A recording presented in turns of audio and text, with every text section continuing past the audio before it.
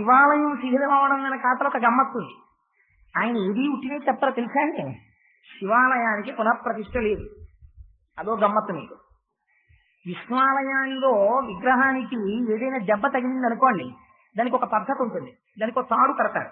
కొత్త విగ్రహానికి ఒక తాడు కడతారు. దానికి మంత్రబద్ధంగా సూత్రాలు కట్టి కళాన్యాసము అంటారు. అందులో నుంచి కళలు తీసేస్తారు మంత్రాలతో.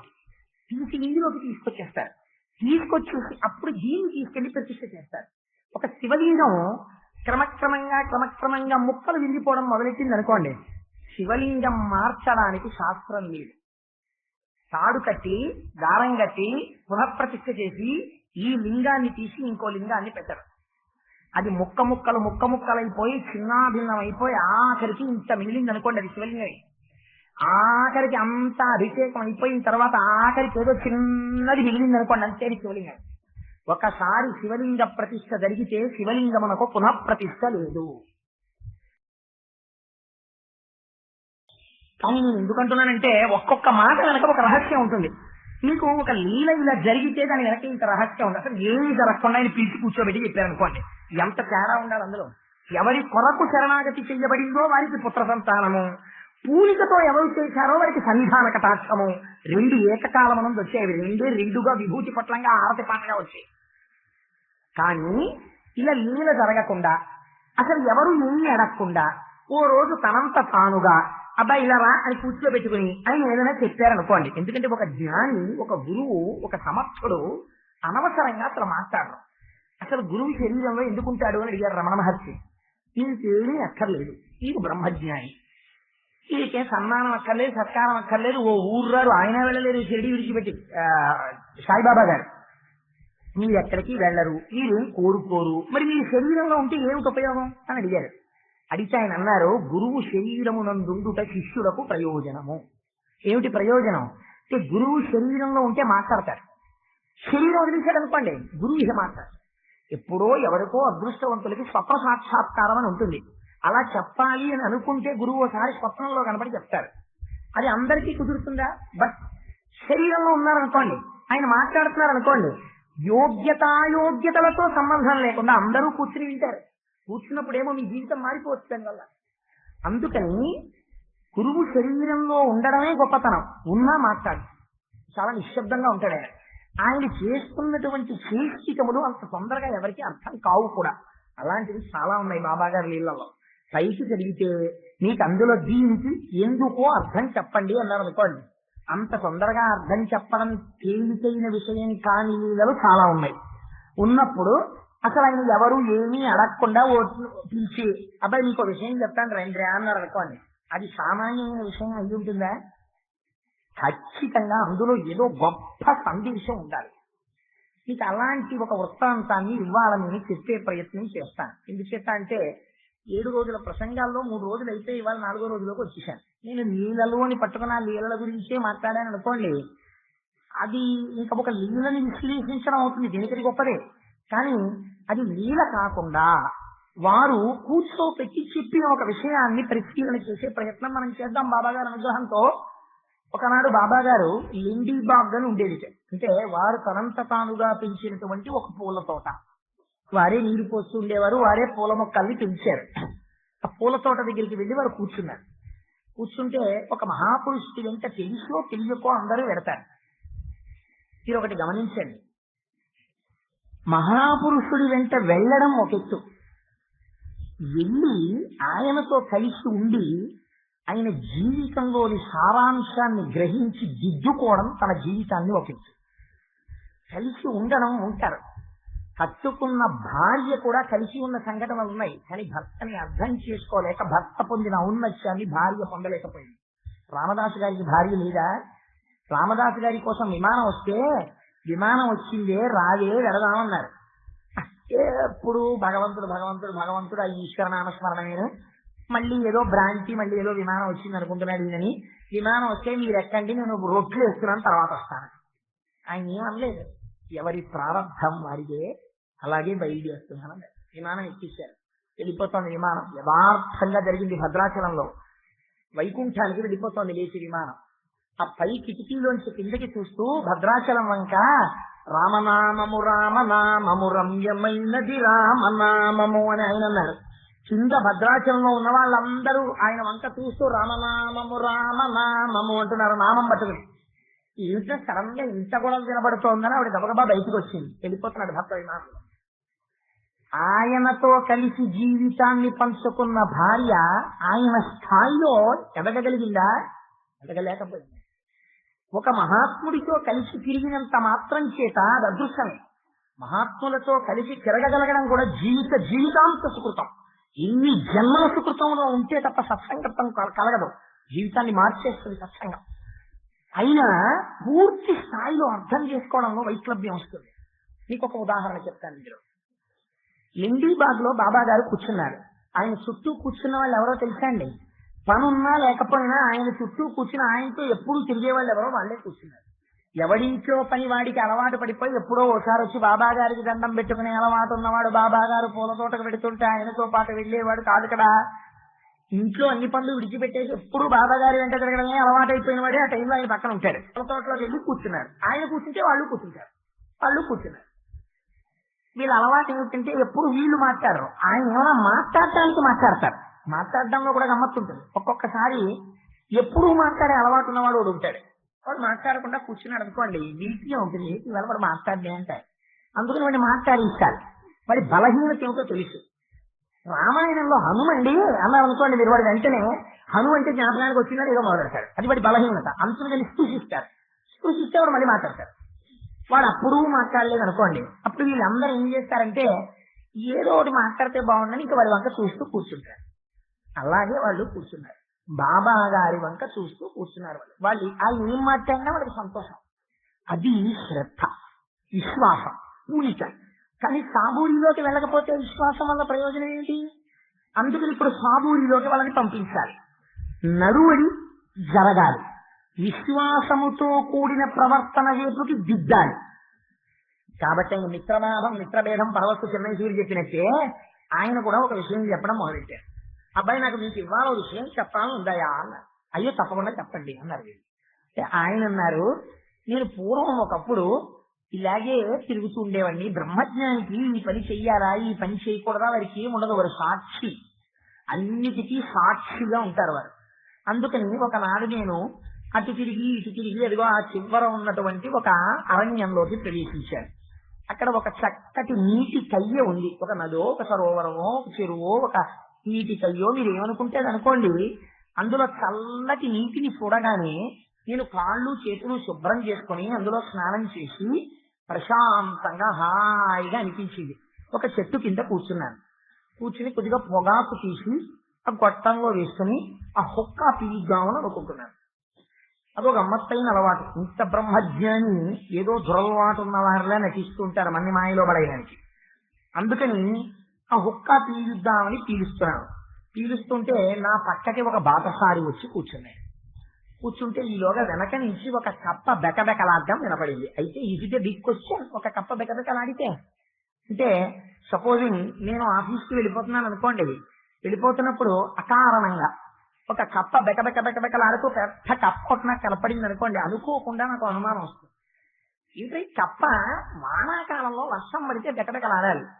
ఇది కప్ప ఎక్కడో బెకబెకలాడుతోంది ఏంట్రా, ఒకవేళ కానీ ఇవాళ వర్షం పడుతుందా అనుకుంటాను.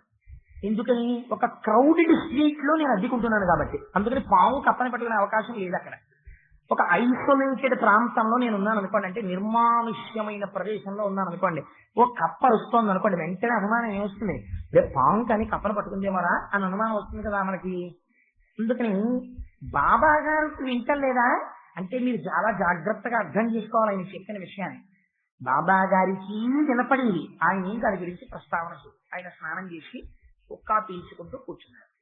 అటుగా వచ్చిన బాటసార్ అన్నాడు, కప్ప ఎందుకంత బెకబెకలాడుతోంది అన్నాడు. వాడు నాలాంటి వాడు. వాడికి ఏమిటంటే భయం. ఇది అడిగి కదా పంప తీసి కప్పని ఏదైనా పాము పట్టుకుందేమో. కప్పని పాము పట్టుకుంది అనుకోండి, వీడికి ఏమిటి బెంగ? వీడి బెంగ ఏంటంటే అక్కడ పాము ఉందన్నమాట దగ్గరలో, అది బెంగ. అది ఏమో కప్పను వదిలికొస్తే. అందుకని కప్ప ఎందుకు బెకబెకలాడుతోందని వాడు బాబా గారిని అడిగాడు. అడగడంలో ప్రశ్న కాదు, జ్ఞాపకం పెట్టుకోండి.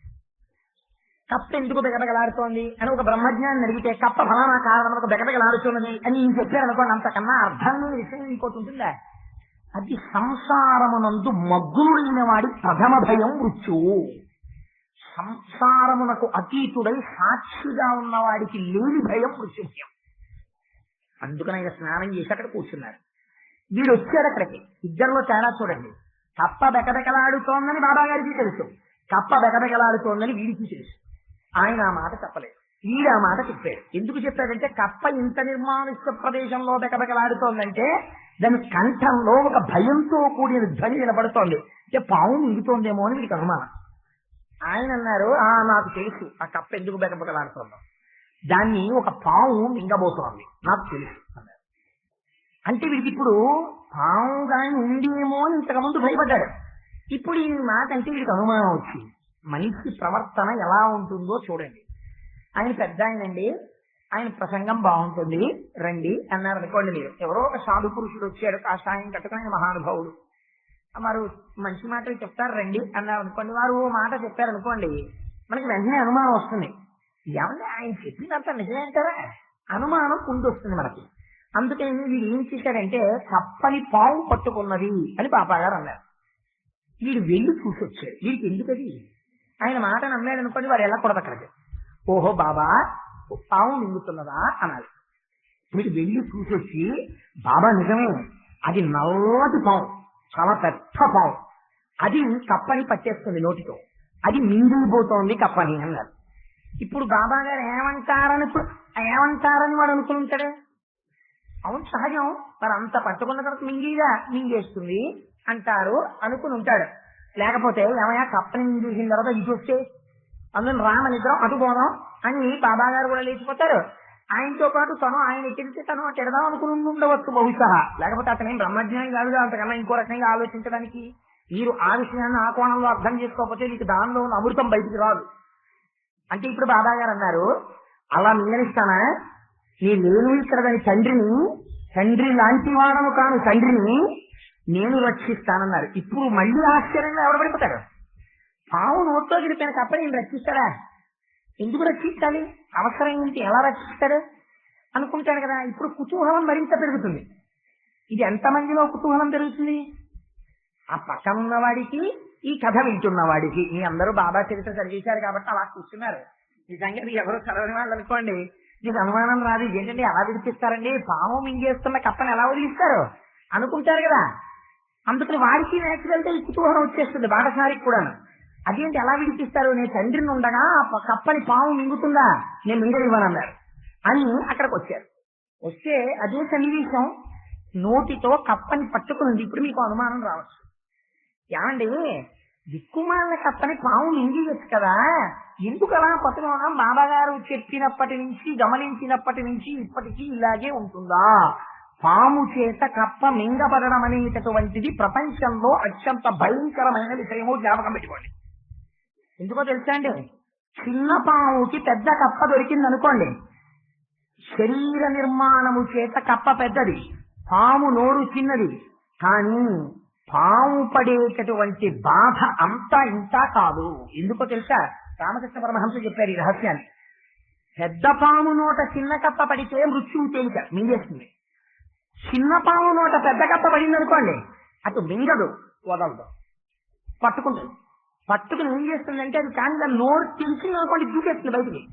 ఇది ఇలా వదిలితే దూకేద్దామని చూస్తుంటుంది. ఎందుకని సగం ఒళ్ళు దాని నోట్లో ఉంది, ఒళ్ళిపోతుంది భయంతో.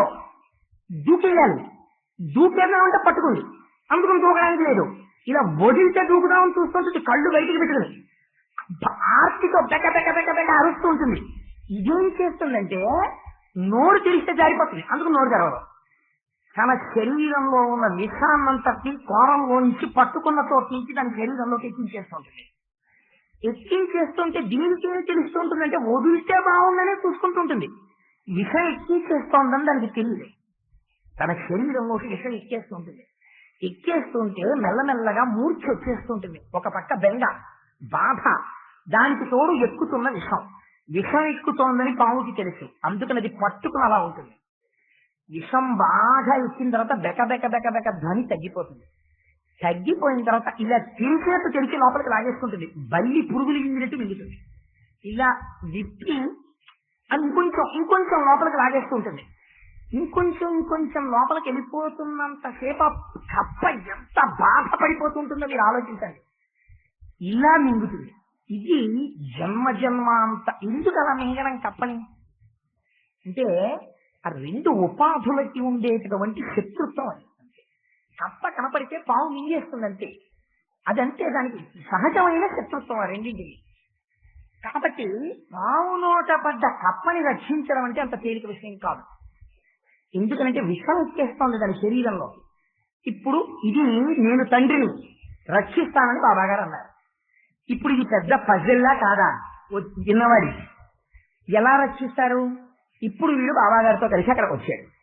ఇప్పుడు బాబాగారు ఎలా రక్షిస్తారో చూడాలి. వాడు వీడు ఏమనుకుని ఉంటాడు? ఇప్పుడు మీరు ఎవ్రీ స్టేజ్ ఒకసారి ధ్యానం చేయండి ఆ సందర్భం మీద. వాడు ఏమనుకుని ఉంటాడు? ఈయన బహుశా రక్షించడానికి పావుని చంపేస్తాడు. పావుని కొట్టి చంపేస్తే పావు చచ్చిపోయిన తర్వాత ఏ కర్రతోటో చంపారో ఆ కర్రతోటే దాని నోట్లోంచి వెళ్ళి ఆ కప్పని బయటికి తోసేస్తారు. తోసేస్తే ఆ కప్పకి ఎంచుకుంటూ పోతుంది. ఇంతకన్నా can you imagine any other methodology by which a frog that has been that is going to be eaten away by a snake can be saved? భక్షింపబడడానికి సిద్ధపడినటువంటి కప్ప పాము నోటి నుంచి బయటికి తీయడానికి ఇంతకన్నా ఉపాయం మానవ మేధస్సుకి తోస్తుంది. అప్పుడు తొయ్యదు ఒక సామాన్య మనిషికి. కానీ ఈయనొచ్చి అన్నారు, ఏమిరా వీరభద్రప్ప, పాము అయ్యావు, ఇంకా నీకు చెన్నకేశవప్ప మీద క్రోధం పోలేదురా? కప్పగా ఎంత దిక్కుమాలిన బతుకుతున్నాడు రావాడు, ఇప్పుడు కూడా ఇంకా దాన్ని పట్టుకున్నావురా? నీ జన్మాంతర సంస్కారం ఇంత పగలే జనులు అన్నారు. అనేటప్పటికా పాము కప్పను వదిలేసి నీళ్ళలో తెలిపింది. కప్ప గెంతుకుంటూ పొదలో తెలిపింది. ఇప్పుడు ఎవరు ఆశ్చర్యపోవాలి? మీరు ఆలోచించండి, ఎవరు ఆశ్చర్యపోతారు? పక్కన ఉన్నవాడు. వీడు అబ్బబ్బలే రక్షించారు సార్ అని ఇంటికి వెళ్ళిపోతాడా? వెంటనే వాడికి అనుమానం వస్తుంది. అదే సార్ వీరభద్రప్ప అని కాకేశారు, పావుకి నామకరణం ఉంటుందా? కప్పకి చెన్నకేశవప్ప అని పేరుంటుందా? అలా మీరు ఎలా తీర్చారు సార్? ఎలా తెలిసింది మీకు అని అడగాలి కదా. మీరు నేను ఏం అడుగుతామో వాడు అదే అడిగాడు. బాబా గారి గమ్మత్తు చూడండి ఆ కథ చెప్పడంలో అని వాడు నన్ను అడిగాడు. మీరు ప్రతి స్టేజిలో ఎలా ఉంటారో బాటసారి నించుకుని అదే ఆయన చెప్పారు. అప్పుడు బాబా గారు అన్నారు, ఇప్పుడు కథలోకి వచ్చారు. పూర్వకాలంలో మయూరి అనబడేటటువంటి ఒక ఊరు ఉండేది. ఆ ఊర్లో ఒక పెద్ద శివాలయం. ఆ శివాలయం శిథిలం అవుతోంది. శివాలయం శిథిలం అవడం అనే ఖాతాలో ఒక గమ్మత్తుంది. ఆయన ఏది ఉట్టినే చెప్పారో తెలుసా అండి? శివాలయానికి పునఃప్రతిష్ఠ లేదు. అదో గమ్మత్తు మీకు. విష్ణువాలయాల్లో విగ్రహానికి ఏదైనా దెబ్బ తగిలింది అనుకోండి, దానికి ఒక పద్ధతి ఉంటుంది. దానికి ఒక తాడు కడతారు. కొత్త విగ్రహానికి ఒక తాడు కడతారు. దానికి మంత్రబద్ధంగా సూత్రాలు కట్టి కళాన్యాసము అంటారు. అందులోంచి కళలు తీసేస్తారు మంత్రాలతో. తీసి ఇందులోకి తీసుకొచ్చేస్తారు. తీసుకొచ్చి అప్పుడు దీన్ని తీసుకెళ్లి ప్రతిష్ఠ చేస్తారు. ఒక శివలింగం క్రమక్రమంగా ముక్కలు విరిగిపోవడం మొదలెట్టింది అనుకోండి, శివలింగం మార్చడానికి శాస్త్రం లేదు. తాడు కట్టి దారం కట్టి పునఃప్రతిష్ఠ చేసి ఈ లింగాన్ని తీసి ఇంకో లింగాన్ని పెట్టరు. అది ముక్కలైపోయి చిన్నాభిన్నం అయిపోయి ఆఖరికి ఇంత మిగిలింది అనుకోండి, అది శివలింగమే. ఆఖరికి అంతా అభిషేకం అయిపోయిన తర్వాత ఆఖరికి ఏదో చిన్నది మిగిలింది అనుకోండి, అంతే శివలింగం. ఒకసారి శివలింగ ప్రతిష్ఠ జరిగితే శివలింగమునకు పునఃప్రతిష్ఠ లేదు. అందుకని ఆలయ శిథిలం అన్నారంటే బాబా గారు మీరు చాలా జాగ్రత్తగా చదవాలి, చాలా జాగ్రత్తగా ధ్యానం చెయ్యాలి ఆ మాట మీద. ఆలయము శిథిలం అవుతోంది కాబట్టి ఊళ్ళో వాళ్ళు బెంగపెట్టుకున్నారు. అరే ఆలయం శిథిలం అంటే శివుడికి ఇబ్బందా, ఊళ్ళో వాళ్ళకి ఇబ్బందా? శివలింగానికి ఏం అవదు. ఆలయం దెబ్బతింటే ఊళ్ళో వాళ్ళు ఇబ్బంది పడతారు. ఆయన మంగళప్రదుడు, ఆయన సంగతి నువ్వు పట్టించుకోకపోతే నీ గురించి ఆయన పట్టించుకోవడం మానేస్తే, కాబట్టి పట్టించుకోవాలి. అందుకని ఆలయ పునర్నిర్మాణం చేస్తామని ఊళ్ళో వాళ్ళందరూ చందాలు వేసుకున్నారు. ఊళ్ళో వాళ్ళందరూ చందాలు వసూలు చేస్తే ఏదో 10,000 రూపాయలు కావాలంటే ఓ రోజు వచ్చి ఇవ్వగా 10,000 ఒక్కొక్కడు ఏదో కొంత సొమ్ము ఇస్తూ ఉంటాడు. ఇదంతా పట్టుకెళ్లి ఊళ్ళో డబ్బు ఉన్నటువంటి ఒక వ్యక్తి దగ్గరికి పట్టుకెళ్లి పెట్టారు. వాడు పరమలోభి. వాడికి ఆ జన్మలో పేరు చెప్పలేదు బాబా. వాడు లోభి అంటే వాడు ఏం చేస్తాడు? అది ఏ రకం డబ్బైనా కానివ్వండి తనది చేసుకోవాలని ప్రయత్నం చేస్తాడు వాడు. అందుకని వాడు ఏం చేశాడంటే అందరూ ఇచ్చిన డబ్బు తీసుకుని నేను ఖర్చు పెడతానన్నాడు. అందరి డబ్బు తీసుకుని తన దగ్గర పెట్టుకుని ఖర్చు పెట్టడానికి తిరిగి ఇచ్చేస్తే లోభటి అందరికి వీల్లేదు. నేనే ఖర్చు పెడతానడంలో రహస్యం ఏంటంటే దొంగ ఖాతా రాయడానికి అవకాశం దొరుకుతుంది. అందుకని వీడు ఏం చేశాడంటే నేను ఖర్చు పెడతానని ముందుకొచ్చి ఏదో 10 రూపాయలు ఖర్చు పెట్టి 100 రూపాయలు ఖర్చు పెట్టినట్టు చూపించాడు అనుకోండి. తెలివిగా ఊళ్ళో వాళ్ళు అడగరా? అదే అడిగారు. అడిగితే అన్నారు బాబా గారు మధురమైన మాటలతో మభ్యపెట్టాడు అన్నారు. అంటే పెద్దరికం ఒకటి ఉంది కదా ఊళ్ళో, డబ్బున్నవాడు ఏది మాట్లాడినా శాస్త్రం అవుతుంది. కానీ గట్టిగా ఆయన నిలదీసి అడుగుదామంటే మళ్ళీ రేపు పొద్దున మనకి ఏమైనా అవసరం ఉంటే అప్పి పెడరాను భయం ఉంటుంది. అందుకని మధురాతి మధురమైన మాటలు ఏవో చెప్పేసి మోళీ చేసేసి వాళ్ళని మభ్యపెట్టేశాడు. పాపం వీళ్ళు మళ్ళీ చందాలు వసూలు చేశారు. చేసి పట్టుకొచ్చి మళ్ళీ ఇచ్చారు. మళ్ళీ ఆ డబ్బుని తస్కరించాడు. మళ్ళీ తీశాడు, దాచేసుకున్నాడు. సాక్షి ఒకడున్నాడు, వాడికి తెలియదు. ఊళ్ళో వాళ్ళని మోసం చేశావు కానీ శివుణ్ణి నువ్వు మోసం చేస్తావా? ఆ శివుడు భార్యకి స్వప్నంలో సాక్షాత్కరించంటే యోగ్యతాయోగ్యతల యందు వివక్ష చెప్పారు బాబా గారు ఇక్కడ ఆ లీలలో. భార్యాభర్తలిద్దరూ మనస్సు చేత ఒకటే యథార్థమనకు, కానీ ఆవిడ పరమ భక్తురాలు. భర్త చేస్తున్నటువంటి అకృత్యములు ఆవిడకి ఇష్టం లేదు. అందుకనే ఆవిడ కల్లో ఆయన సాక్షాత్కరించారు. సాక్షాత్కరించి అమ్మా నీ భర్త ద్రవ్యాన్ని దుర్వినియోగం చేస్తున్నాడు, అందుకనమ్మా నువ్వు పూనుకుని ఆలయాన్ని పునర్నిర్మాణము చేయించవలసినది అని చెప్పారు. ఆవిడ నిద్రలోంచి లేచిన తర్వాత భర్త దగ్గరికి వచ్చి ఒక మాట చెప్పింది. అయ్యా నాకు స్వప్నంలో పరమశివుడు సాక్షాత్కరించాడండి, ఆలయ పునర్నిర్మాణం చేయించమన్నాడు, అందుకని మనం ఆ డబ్బు పెట్టి ఆలయాన్ని పునర్నిర్మాణం చేద్దామంది. అంటే ఈయనన్నాడు డబ్బు ఖర్చు పెట్టడం ఇష్టం లేనివాడు ఎంత తెలివితేటలుగా భార్యని బ్లాక్మెయిల్ చేశాడో చూడండి. ఆయన అన్నాడు డబ్బు ఆశపడిన వాడు ఎంతకైనా తెగిస్తాడు కదా, మన ఇద్దరం కలిసే కదా ఒక మంచం మీద పడుకున్నాం, డబ్బు దాచింది నా దగ్గర కదా, ఖర్చు పెట్టవలసిన వాడిని నేను కదా, అదేదో నాకే కనపడచ్చు కదా, కనపడి నన్నే ఖర్చు పెట్టమనొచ్చు కదా, నన్ను మనిషి ఇంకు కనపడ్డా ఎందుకు అంటే వెలిదానా కలలన్నీ నిజమా? అక్కడే ఉంది కదా ఆ సందర్భం అంతాను. అందుకని నిజం కాదే అంటే భార్య నిజమో అబద్ధమో ఏం నాకెందుకు కనపడకూడదు, మీరు ఇలాంటి దిక్కువల్ల పనులన్నీ చేస్తారని అనేస్తుందేమో, భార్య తెలియదు చేసే పనులన్నీ అంటుందేమో అని ఓ మాట ముందే అడ్డేశాడు. ఏమని? ఇది అంటే నేను తినేసేవాడిని, నువ్వు గుడిని బాగు చేసేదానిగా, అంటే నీకు శివుడు చెప్పి నాకు చెప్పలేదంటే నేను చెయ్యని వాడిని, నువ్వు చేసేదానివి, నువ్వు మంచిదానివి, నేను చెడ్డవాడిని అనే కదా దాని అర్థం. నువ్వు దీని గురించి పట్టుబడితే అంటే శివుడు నీకు కనపడి చెప్పాడన్న దాని మీద నువ్వు పట్టుదల పడితే మన ఇద్దరం విడిపోవడానికి ఇది ప్రాతిపదిక కదా అన్నాడు. ఇది భార్యాభర్తల్ని విడదీయడానికి శివుడు వేసిన ప్రణాళిక ఏమో అన్నట్టు అనుమానం అన్నాడు. అంటే ఇంకో మాట నువ్వు ఎక్కువ మాట్లాడితే ఏమిటి అంటే నువ్వు మంచిదని నువ్వు చెడ్డవాడినా హో పుట్టించుకుంటాను జాగ్రత్త సుమా అని హెచ్చరి. వాడు ఎంత నీచమైన ఆలోచన ఉన్నవాడో మీరు ఆ నీళ్ళని బట్టి ఆయన చెప్పిన కథని బట్టి అర్థం చేసుకోవాలి. ఈ మాట అంటే ఆవిడ నిన్నది పాపం ఏం చేస్తుంది, ఆవిడే తిరగబడే తత్వం ఉన్నదనుకోండి, నువ్వు దిక్కుమాలని అడుగుతావు, నువ్వు ఎన్ని దిక్కుమాలిన పనులు చేసావో నాకు తెలీదు అని తిరగబడుతుంది. కానీ ఆవిడ పతివ్రత, అందుకు తిరగబడలేదు. చూసావా భగవంతుడు కనపడ్డాడని చెప్పినా నమ్మలేదురా, డబ్బు తినేస్తున్నాడు అని మాకు ఊరుకుంది. చిత్రం ఏంటంటే శివుడు మళ్ళీ కనపడ్డాడు. ఆవిడకి కనపడి అన్నాడు, అమ్మా పాపం నీ తప్పు లేదు నువ్వు అడిగేవాడిని, వాడు వినడమ్మా తినేసాడు డబ్బు, ఓ పంచి నీ సొంత డబ్బులు ఖర్చు పెట్టమ్మా శివాలయానికి, నువ్వు ఖర్చు పెట్టిన దానికి నీకు నేను 100 రెట్లు ఇస్తాను అన్నాడు. ఇదో గమ్మత్తు.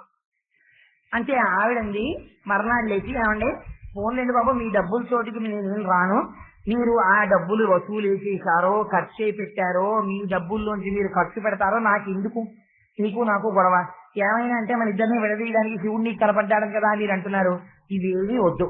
మా నాన్నగారు కన్యాదానం చేసినప్పుడు పసుపు కుంకాలని నా సొంత పేరు మీద కొంత ఇచ్చారు కదా, ఆ డబ్బు పెట్టి ఆవిడ నగలు ఉన్నాయి కదా నాకు, ఆ నగలు ఇచ్చేస్తాను, మీరు ఆ నగలు అమ్మేసి ఆ డబ్బు పెట్టి చేయించండి పరమశివుడికి అంది. అంటే ఇప్పుడు ఏం చేస్తాడు మరి, అది ఆవిడ డబ్బు కదా, అందుకని చెప్పి ఈ డబ్బు ఏం ఖర్చు పెట్టమంటలేదు కదా అంటోందని ఒక తెలివితేటమైన ప్రణాళిక వేశాడు. ఇప్పుడు ఆ నగలు పోకూడదు, ఎంత దూరం వేసేసాడో చూడండి ఆలోచన.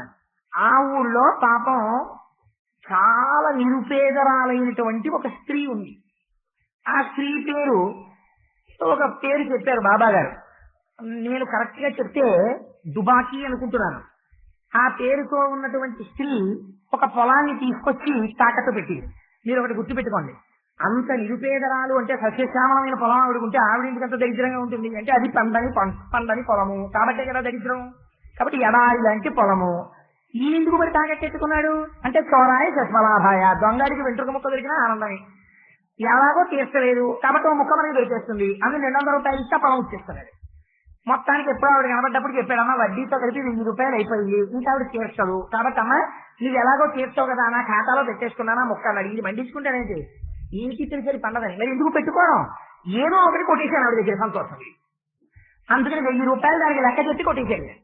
ఇప్పుడు ఆలోచించాడు భార్య తను తెచ్చిన నగలన్నీ కట్టించమంటోంది, కాదు అంటే నేను నా నగలమ్మడానికి అంటే నాకు జవాబు లేదు ఇప్పుడు. అందుకని ఎలా, అందుకని ఇంకో దొంగ ప్రణాళిక నిర్మించాడు. నగలు తీసుకెళ్లి అమ్మేసి డబ్బట్టుకొస్తాను చేయన్నాడు. పాపం పిచ్చి తల్లి మొగుడిని నమ్మి ఇచ్చింది. లెక్క కట్టించాను 1000 రూపాయలు వస్తాయిట అన్నాడు. నిజంగా 1000 రూపాయలు ఆ నగలు. ఈ 1000 రూపాయలు ఎవరిచ్చాట, కంచి కొనుక్కున్నాడు భార్య నగలు. అంటే అవి బయటకు పోకూడదు అందుకని దొంగ లెక్క కట్టించాడు. 10,000 అనుకోండి, 1000 రూపాయలు లెక్క కట్టించేసి తన జేబులో డబ్బిస్తాడు. ఏంటంటే భార్యకి 1000 రూపాయలు ఇచ్చి కొనుక్కున్నవాడైతే 1000 రూపాయలైనా గుడికెళ్ళదు కనీసం. ఏం అంటే 1000 రూపాయలు ఇచ్చి ఈ నగలు నేను కొనేస్తాను, ఇప్పుడు ఇంకా నువ్వు నోరు ఎత్తి నాది ఉంది అనడానికి మీ దగ్గర ఏం లేదని. అది వాడి గమ్మత్తు. కొనేశాను, ఎప్పుడైనా నేను నీ మెడలో పెడితే పెడతా, ఇంకెప్పుడు మా తండ్రి గారి ఇచ్చిన పసుపు కుంకాలు అనకం. ఇప్పుడు ఆ డబ్బు ఏం చేయాలి, గుడికి ఇవ్వాలి కదా, నీ సొంత డబ్బుతో కదా గుడి కట్టించమన్నాడు. డబ్బు ఇచ్చేస్తే పాడు చేసేస్తారు, ఇంకా అవలేదు గుడి సగం పని ఉండిపోయింది అంటారు. అందుకని పనికొస్తుందని ఒక పొలం ఒకటి 1000 రూపాయలకి కొన్నాను. ఏది ఈ ఎందుకు పనికిరాని పొలం ఒకటి ఆ దుబాకీ దగ్గర పుచ్చుకున్నాడు కదా, అది గుడికి ఇచ్చేశారు అని ఈ పనికిరాని పొలాన్ని ఆ గుడి పూజారి గారికి ఇచ్చారు. వాడు ఎంత తెలియని వాడో మీరు చూడండి. అంటే ఇవన్నీ ఎక్కడి నుంచి వచ్చిన తెలివితేటలు, సావు తెలివితేటలు అంటారు.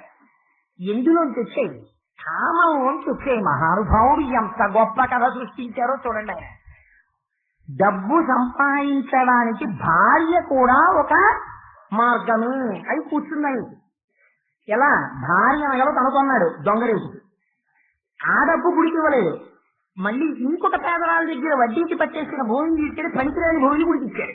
ఇప్పుడు ఆ భూమిని ఎవడో కొండరు, ₹10 కూడా కొండరు. కానీ కాబట్టి గుడికి డబ్బేరదు.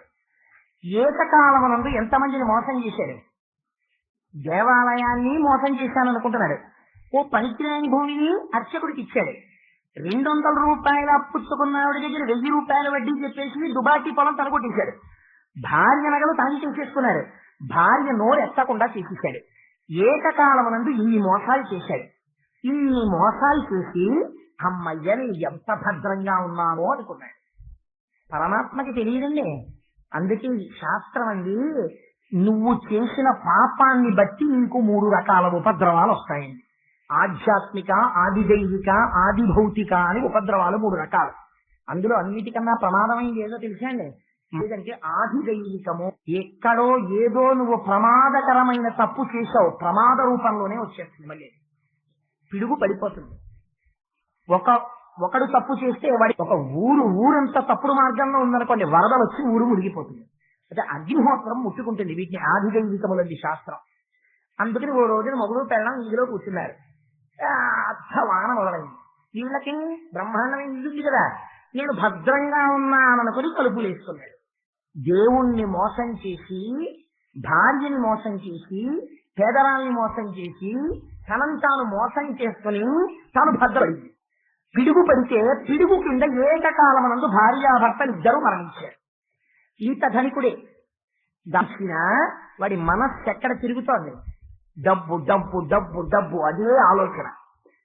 ఇప్పుడు ఈశ్వరుడు ఏం చేశాడంటే మళ్ళీ ఉపాధిని ఇవ్వాలి. ఇప్పుడు మళ్ళీ ఉపాధిని ఇచ్చేటప్పుడు ఏం చేస్తారు, పాపపుణ్యములను చూస్తారు. ఇప్పుడు ఆయన ఏం చేశాడు, ఒకప్పుడు డబ్బు డబ్బని దేవుణ్ణి మోసం చేశావు, భార్యని మోసం చేశావు, పేదల్ని మోసం చేశావు. అందుకని ఇప్పుడు ఎలా పెడతావు తెలుసా, నీవు పేదగా వెళ్ళు, తినడానికి కూడా తిండి వడిగా పుట్టమని మళ్ళీ తీసుకెళ్ళాడు. ఇప్పుడు ఎక్కడ పుట్టాడు, అదే ఊరికి దగ్గరలో మధుర అన్న ఊళ్ళో కటిక పేదవాడిగా పుట్టాడు. ఎంత పేదరికం, తినడానికి తిండి లేదు, ప్రతి పేదవాడిగా ఉన్నప్పుడు. మరి భార్య ఆవిడ పుణ్యం చేస్తుంది కదా, ఆవిడ పాపం శివాలయానికి ఏదో ఉపకారం చెయ్యాలని పాప పడింది కదా, చేసిందా చేయలేదా వేరు మాట. భర్త అడ్డొచ్చాడు చేయలేకపోయింది, కానీ చెయ్యాలని అనుకుంది, ఆర్తి పొందింది కదా. ఏమని ప్రమాణం చేశాడు? 100 రెట్లు పెంచుతాను నీకు, నువ్వు చేసిన పనికి 100 రెట్లు ఫలితం ఇస్తానన్నాడు కదా. ఏ 1000 రూపాయలకి తన నగలని అమ్మి భర్త తెచ్చి ఇస్తే 1000 రూపాయల భూమి అని చెప్పి తీసుకెళ్లి గుడికి ఇచ్చాడో, ఆ భూమికి యజమానిగా ఇప్పుడు అనుభవిస్తున్నటువంటి పూజారి కుమార్తెగా పుట్టింది కనుక గౌరీ అన్న పేరుతో ఆ భూమి విలువ 1000 నుంచి 100 రెట్లై 1,00,000 రూపాయలైంది హఠాత్తుగా. అయితే ఈయనేం చేస్తున్నాడు? ఇల్లు తిరిగి భిక్షాటనం చేస్తున్నాడు. మరి ఈ 2 పాత్రలు బానే ఉన్నాయి. ఒకరు ఉపకారం చేద్దామనుకున్నారు కాబట్టి ఆ భూమికి యజమానురాలైంది, ఇప్పుడు స్వేచ్ఛగా తనదైంది. ఒకడు మోసం చేశాడు కాబట్టి నిరుపేదగా పుట్టాడు. 3వ పాత్ర అవుతుంది. ఎవరావిడ? దుబాకి. ఆవిడది ఆ భూమి మోసం చేశాడు, చేశాడులే దరిద్రుడని ఆవిడ వదిలేదు. ఆవిడ కూడా నా భూమి తినేశాడని బెంగ పెట్టుకుని ఏడుస్తూ చచ్చిపోయింది. అందుకని ఆవిడేమైందంటే ఈ శివాలయాన్ని నిర్వహించి కట్టించినటువంటి యజమానికి కుమారుడుగా జన్మించింది. ఇప్పుడు ఏమైంది? ఆ భూమి విలువ 1,00,000 రూపాయలు అయింది. ఒకనాడు బాబా గారు ఏమన్నారంటే, పాపం వీడు మంచివాడయా అలా తిరుగుతున్నాడు, కానీ కుర్రాడు మంచివాడు, మీ అమ్మాయికి ఇచ్చి వివాహం చేయండి అన్నారు. అంటే ఈ వీరభద్రప్పని గౌరికి ఇచ్చి వివాహం చేశాడు. వీడు జన్మతః దరిద్రుడు, కానీ ఇప్పుడు ఈ గౌరిని చేసుకున్నాడు. చేసుకోవడం వల్ల ఏమైందంటే ఇప్పుడు ఆ అమ్మాయి ఆస్తి అంతా తనదైపోవాలి. లేనివాడికి అన్నం దొరికింది ఒక ఇంట్లో, వాడు తృప్తి పడలా. 1000 రూపాయల భూమి 1,00,000 రూపాయలైంది. గత జన్మ వాసనలు తరుగుతున్నాయి, డబ్బు మీద వ్యామోహం. అందుకని ఇప్పుడు ఈ 1,00,000 రూపాయలది పూజారి కూతురు మళ్ళీ ఆవిడిది అదే వాసన. గుడికి ఖర్చు పెడదామని ఆవిడ చూస్తోంది. ఖర్చు పెడితే తన డబ్బు పోతుందని మొగుడు చూస్తున్నాడు. అందుకని ఇప్పుడు ఆ డబ్బు పోకూడదు. కానీ మందిర యజమాని కొడుకుగా వాడొచ్చాడు ఎవరు? ఆ దుబాకి. అందుకని వాడికే అందులో ఆసక్తి, అంటే తన పొలం అది. అందుకని వాడికి ఈ డబ్బు ఎలా అయినా సరే మందిరానికి ఖర్చు అవ్వాలని వాడి తాపత్రయం. ఇంకా వాసనలు తగ్గుతున్నాయి ముగ్గురిని. అందుకని ఇప్పుడు ఏమైంది? ఆడపిల్ల కాబట్టి వీధిని పడలేకపోయింది. మళ్ళీ శివుడు కల్లో కనబడ్డాడు. ఈ విషయంలో బాబాగారిని అడిగాడు. బాబాగారిని అడిగితే బాబాగారు అన్నారు, అమ్మా ఆ పొలం మీద 50,000 రూపాయలు ఇచ్చారు, మిగిలిన 50,000 రూపాయలు 25 వాయిదాల్లో నెలకి 2,000 చొప్పులు ఇస్తానంటున్నారు కదా, దాని మీద వచ్చేటటువంటి వడ్డీని శివాలయం నిర్వహణకి ఇచ్చేసేయమన్నారు. కానీ వీరభద్రప్ప అన్నాడు, అలా ఇవ్వడానికి వీల్లేదు. మసీదులో కూర్చొని బాబా నా భార్యని అమాయకురాల్ని చేసి నా డబ్బు తినేయడానికి చూస్తున్నాడు అన్నారు. అజ్ఞానికి మంచి చెప్పినా అర్థం కాదురా అని మౌనంగా ఉండిపోయారు బాబా గారు. ఒక రోజున ఈ ఆడపిల్ల పాపం ఈవిడేం చేస్తుంది, మళ్ళీ భార్యగానే ఉంది. ఈవిడ డబ్బిద్దామని ఈవిడ అనుకుంటోంది. చెన్నకేశవప్పేమో మందిర యజమాని కొడుకు, అందుకని మందిరానికి ఖర్చు పెడుతుంది ఆవిడ. ఆయన అంటున్నాడు ఖర్చు పెట్టద్దని మొగుడు అంటున్నాడు.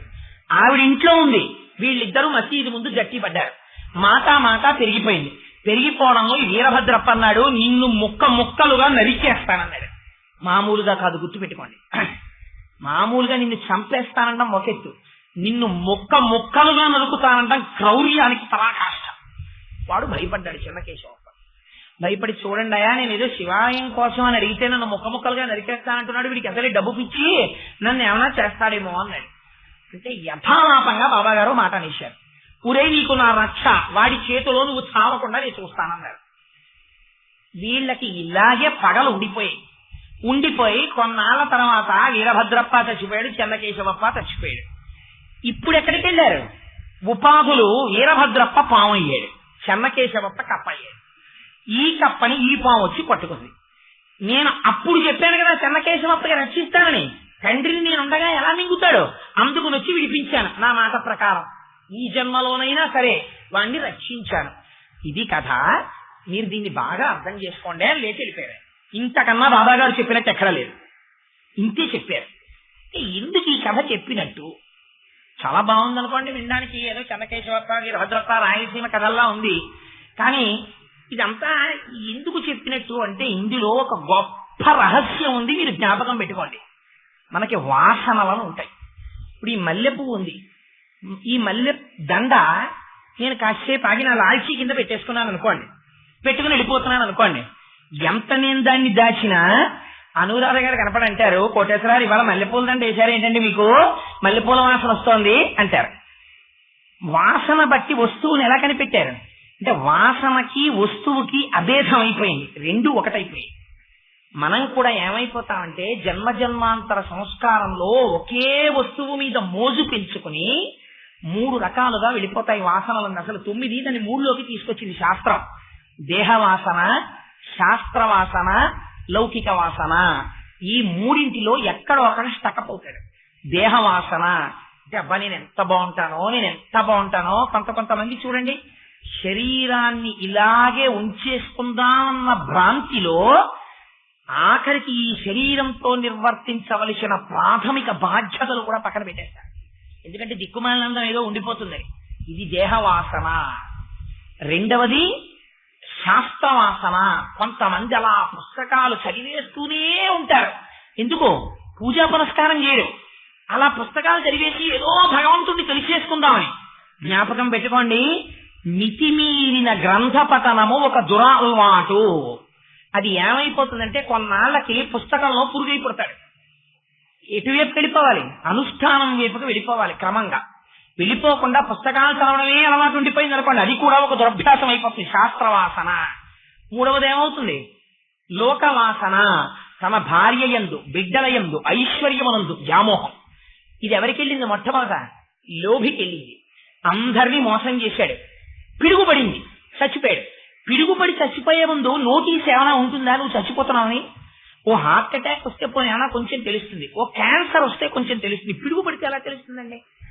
బాబా గారి చెప్పడంలో అందం ఏంటంటే పిడుగుపడి చచ్చిపోయాడు అన్నారు. సడన్ గా చచ్చిపోయేటప్పటికి కూడా వాడి చిట్ట చివరి ఆలోచన దేని మీద ఉండిపోయిందో దానికి తగిన ఉపాధిలోకి వెళ్తాడు. అంటే వాడి ఆలోచన దేని మీద ఉండిపోయింది? డబ్బు మీద ఉండిపోయింది.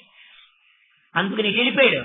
పేదవాడిగా పుట్టాడు, చేసిన పాపం ఉంది, డబ్బు కోసం తాపత్రయం ఉంది. అందుకని పేదవాడిగా పుట్టాడు, డబ్బు గురించి వ్యామోహపడుతుంటాడు. ఆ అమ్మాయి కూడా చచ్చిపోయింది. ఎలా చచ్చిపోయింది? అయ్యో నేను శివాలయానికి ఉపకారం చెయ్యలేకపోయాను, ఓ పనికి మాలిన పొలం తీసుకెళ్లి ఇచ్చాడు, ఆ ఆలయం శిథిలం అయిపోతుంది, నేనేం చేయలేకపోయాను అన్న బాధతో చచ్చిపోయింది. అందుకని ఆ పొలంతో మళ్ళీ ఏదో చెయ్యగలిగిన అధికారం ఉన్న శివాలయ అర్చకుడి కుమార్తెగా పుట్టింది. అందుచేత రోజు అంతరాలయంలోకి వెళ్లి దండం పెట్టుకుని శివాలయంలో ఉన్న ప్రసాదం తినే అదృష్టాన్ని పొందింది.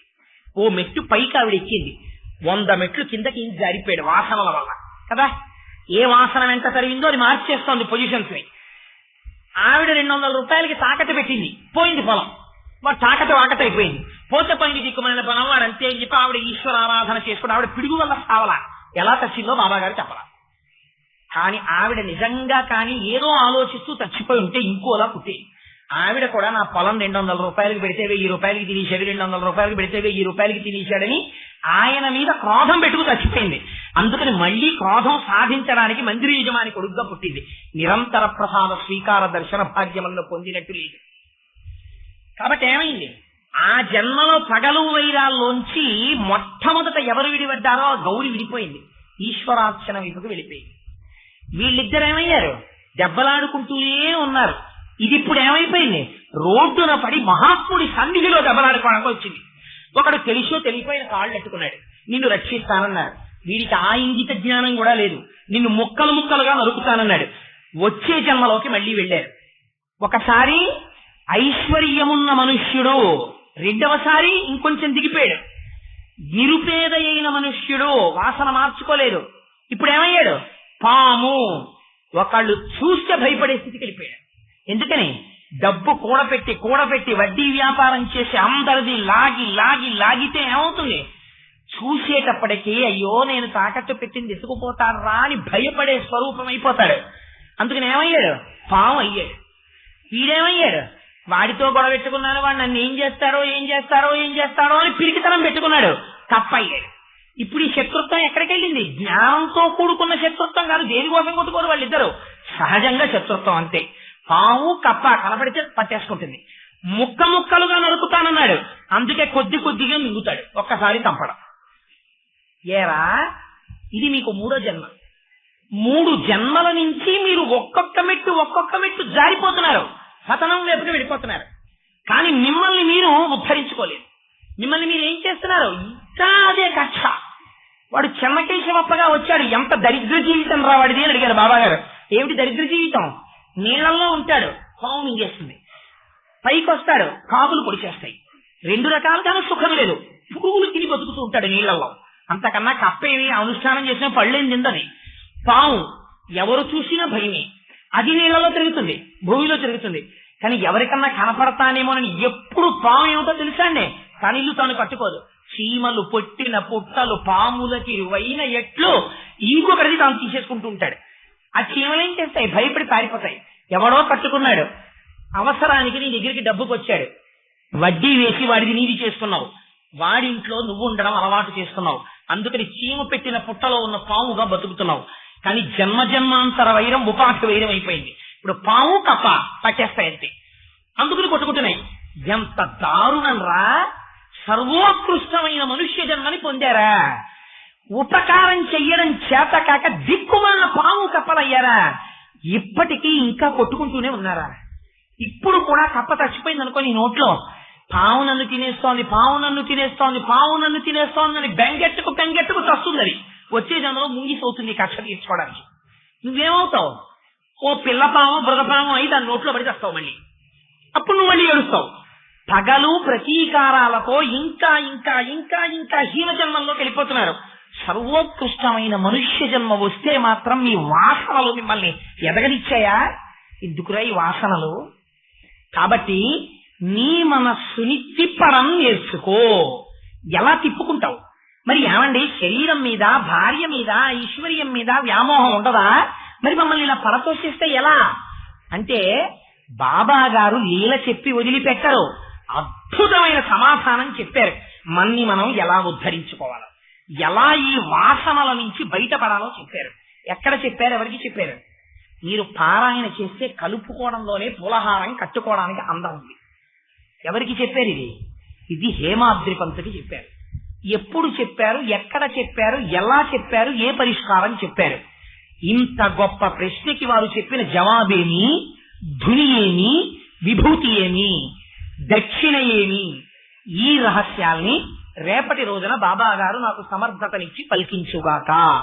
ఒక్క 5 నిమిషముల నామం విని మనం